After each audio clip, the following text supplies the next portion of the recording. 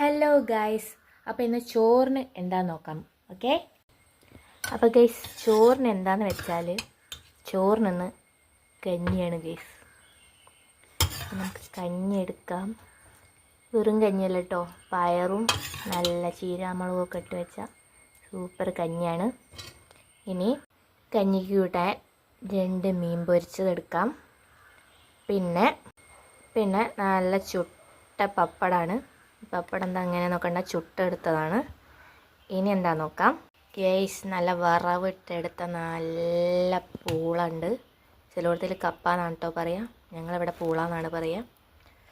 നല്ല അരിഞ്ഞ നല്ല വെന്ത പുളങ്കി ഇങ്ങനെയാണ് കേട്ടോ പൂള തന്നാൻ ഇഷ്ടം.